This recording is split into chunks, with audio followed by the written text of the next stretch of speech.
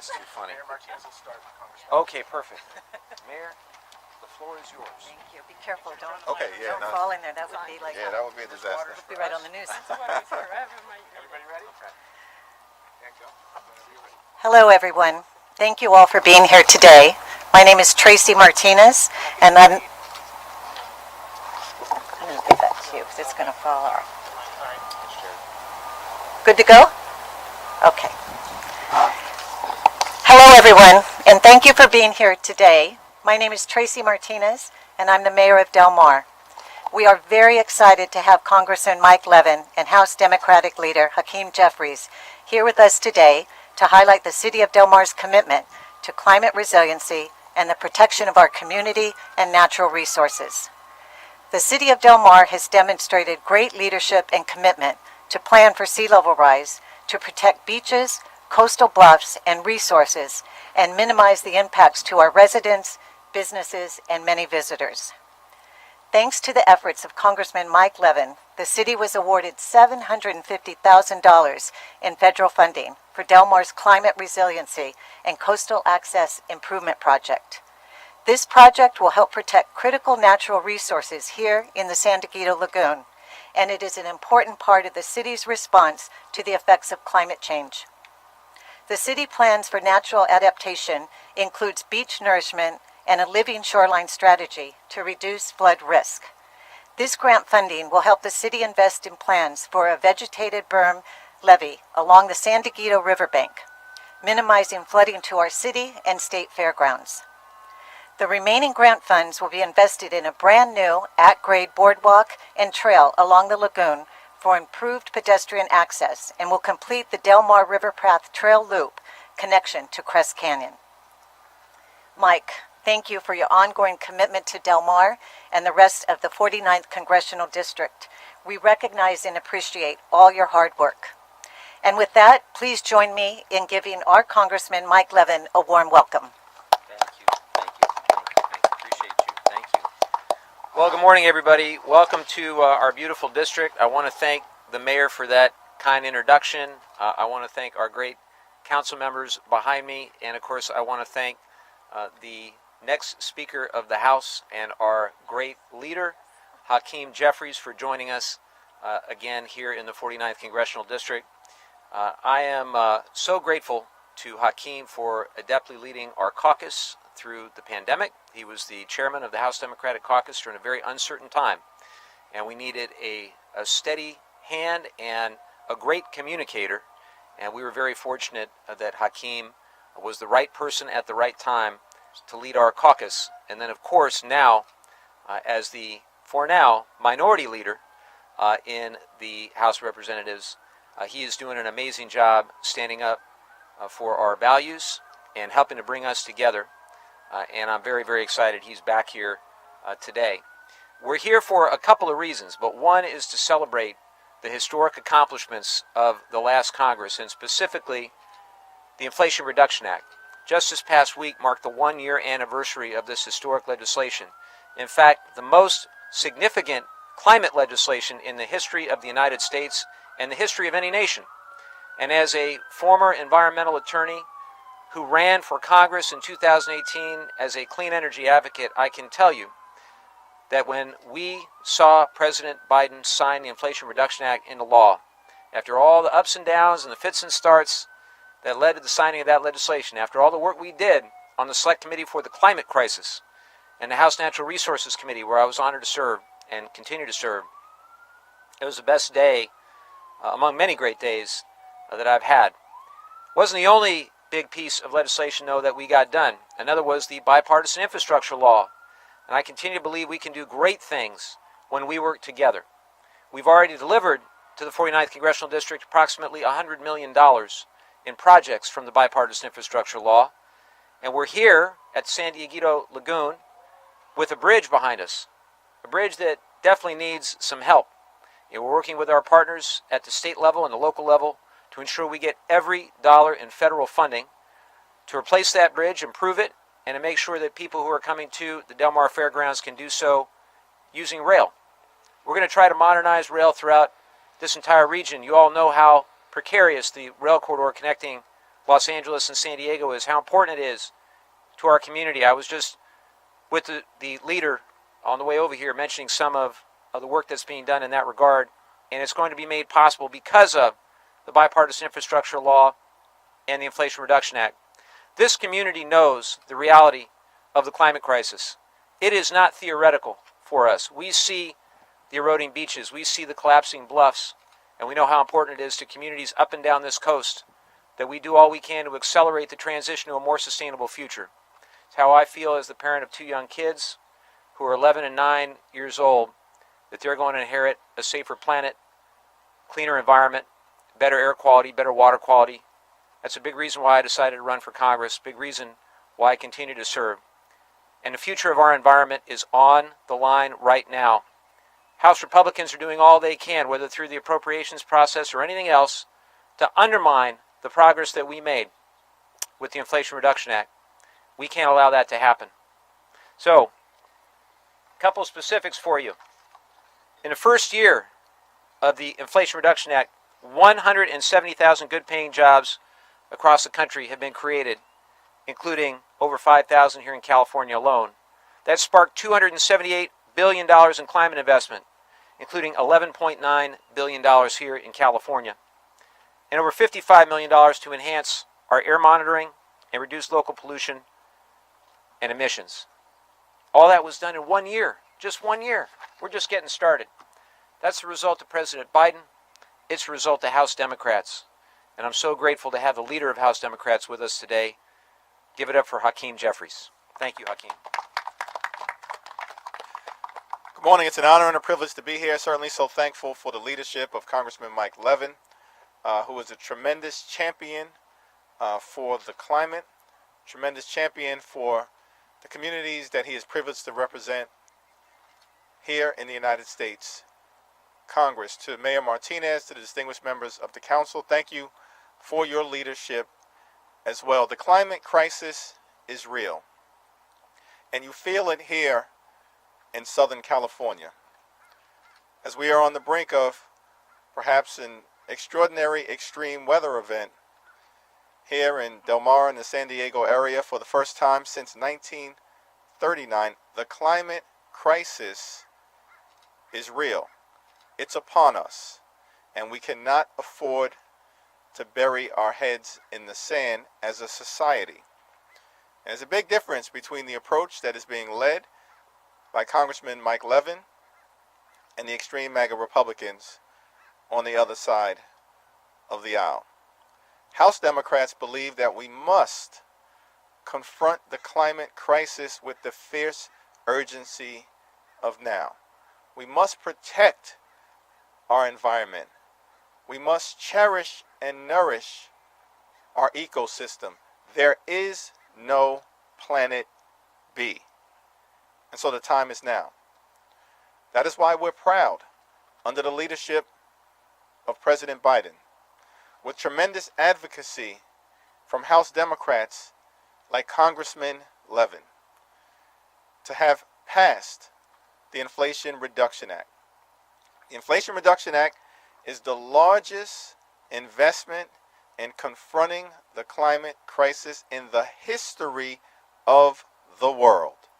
It's decisive action to confront the climate crisis and set our planet on a sustainable trajectory forward, and make sure that in beautiful parts of the country, such as here in Southern California, that your environment doesn't degrade, it doesn't erode, that it can continue to be available for all to enjoy in generations to come. And so we must make sure that we build upon what has been done and standing up through the Inflation Reduction Act a clean energy economy, and not simply protecting our environment and combating the climate crisis, but in creating more than 1 million good-paying jobs all across the country, including right here in this congressional district. The other side of the aisle is determined to try to turn back the clock on the progress that we have made in combating the climate crisis. As a result of leaders like Congressman Mike Levin, we're determined to make sure that we do not go backward, that we will continue to go forward, that we will continue to make progress in combating the climate crisis, in cherishing our environment, in protecting our ecosystem, and in making sure that the splendor and beauty of Mother Nature will be available for all of us to continue to appreciate for decades to come. Can't say anything better than that. Thank you so much, Leader Jeffries. Do we have any questions? There's got to be some questions. No question, Priya, no questions? This is usually not a quiet group. I mean, I guess if you could address, there's obviously been criticism with the name of the Inflation Reduction Act, and the Congressional Budget Office has said that it would do a negligible impact in actually reducing inflation. I guess, Leader Jeffries, if you could just address, what do you believe the Inflation Reduction Act has done over the past year to help the everyday lives of San Diegans who are dealing with an affordability crisis here in Southern California? It's incredibly important that we continue to confront the affordability crisis that exists here in the San Diego area, throughout Southern California, and indeed in many parts of America, including the communities that I'm privileged to represent back home in New York. But we have made progress in this regard. The totality of accomplishments under the leadership of President Biden, with Congressman Levin's active involvement every step of the way, from the American Rescue Plan, which put shots in arms, money in pockets, kids back in school, enabled America to emerge from this once-in-a-century pandemic as the strongest economy of any developed economy in the world, all the way through the Infrastructure Investment and Jobs Act, which is going to create millions of good-paying jobs to put money in the pockets of everyday Americans and create economic growth and opportunity here in this region and all across the country, to the CHIPS and Science Act, which will bring domestic manufacturing jobs back home to the United States of America, and of course, the Inflation Reduction Act, which, in addition to confronting the climate crisis, which will lower energy costs for the people of the San Diego area and beyond, but also strengthens the Affordable Care Act, will lower health care costs, and also drive down the high price of life-saving prescription drugs for millions of Americans, including already taking the price of insulin for millions of Americans from thousands of dollars per year to now $35 a month. The Inflation Reduction Act is a strong step in the right direction to lowering costs for everyday Americans, but we recognize that more needs to be done, and we're committed to doing it. I'll ask one more question. Please do. We have a bunch of military service members here in this district, Camp Pendleton. Are you worried about a potential government shutdown in the next month? I am, Priya. I worry a lot that there are too many folks on the other side of the aisle who are not thinking reasonably with common sense about the real-world impact that their actions will have on everyday Americans, whether they're service members at Camp Pendleton or anywhere throughout the United States. I worry a lot when I hear that there are actually some on the other side of the aisle that would prefer a government shutdown. Because when I first got to Congress, we had just saw a 35-day shutdown. Then it was the longest shutdown in American history. And we saw what that meant for so many millions of Americans and the toll that it took. More recently, we almost had a default crisis. And had that occurred, it would have been even worse than a government shutdown. But I think it is so wrong to play politics with people's lives. That's why we've got to do everything we can to make sure that the basic blocking and tackling of Congress, the spending that we've done every single year, is done again in a common sense manner. We know we're not going to agree on everything with the other side of the aisle, but my hope is that we can work together on the basic blocking and tackling. And hopefully more than that, because again, when we actually work together, we can do big things. And I would just add, House Democrats will continue to find common ground with the other side of the aisle whenever and wherever possible, but we are also determined to push back against the extremism whenever necessary. Many extreme MAGA Republicans in the Congress right now are determined to shut the government down. House Democrats are going to do everything possible to keep the government open, to make sure that services can continue to be provided, particularly as it relates to the incredible work that is being done by our servicemen and women in uniform. And we're determined to continue to put people over politics. Building on the work that we've already done, including passing the PACT Act to ensure that millions of veterans who served us in Vietnam or Iraq or Afghanistan and suffered from toxic exposure to substances or burn pits or Agent Orange can now receive the health care that they need to live a life of grace and dignity. We want to build upon the work that House Democrats under the leadership of President Biden, Congressman Levin, and others have done to be there for the men and women in uniform and the veterans who have served this country, as opposed to allowing that progress to be undermined by a reckless and radical and extreme government shutdown. Go right ahead. On that note, I wanted to ask you specifically, what is the Democratic strategy in terms of what you all are going to do in September when it comes to government funding?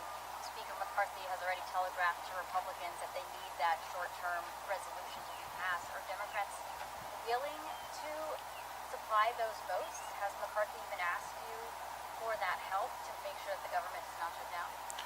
We are determined to do everything possible to make sure that the government is not shut down, and we can continue as a federal government to do what's necessary to protect the health, the safety, and the economic well-being of the American people. That has always been our position as House Democrats and will always be our position as House Democrats. It may be necessary to pass a short-term funding agreement to avert a government shutdown on or before October 1st, and we'll evaluate what legislative proposal is put before us by Speaker McCarthy upon arrival back in Washington. What we will not do is agree to extreme ransom demands, similar to what House Republicans presented to the country a few months ago as part of their effort to potentially default on our debt. Led by Congress members like Mike Levin, we will protect Social Security, protect Medicare, protect Medicaid, protect veterans, protect programs necessary to allow opportunities for the American people to pursue the great American dream. And if we can reach an agreement in advance of September 30th that does just that, House Republicans will certainly find willing partners in House Democrats. And if I could just follow up on a national, local question, obviously this appropriation season is a lot of the opportunity to be able to fund projects like this. Yeah. Where you're able to get those community service projects in. I mean, in these conversations with Republican colleagues, I know that they have limited the amount that they've been able to give Democrats to appropriate to certain district projects, but I mean, it's very unpredictable what's going to happen in terms of government funding. Are you still hoping that that a lot of those projects are going to be able to pass? Absolutely. Well, the last couple years, we had $21 million worth of community projects through House Appropriations. 2 years ago, we had $50 million this past year, and we already see the real-world impact. Mayor Martinez talked about $750,000 for the city of Del Mar. We have around $19 million that were in the House bill, and my great hope is that we'll get that package of bills across the finish line. Because if we don't, it won't just be one party or the other that will be hurt. In fact, it'll be Republicans that are hurt more than Democrats because of the way they split community projects to serve their own districts and to not serve some of ours as much. But I'm very proud of our team. We've got my Deputy Chief of Staff, Kyle, here, who is an expert on community project funding, knows about every single project we've applied for and received funding for. If you have any particular questions about those projects, he can answer them off the top of his head. No pressure, Kyle. Thank you. Any more? All right, thank you all. Thank you. Appreciate you. Thank you, thank you, thank you.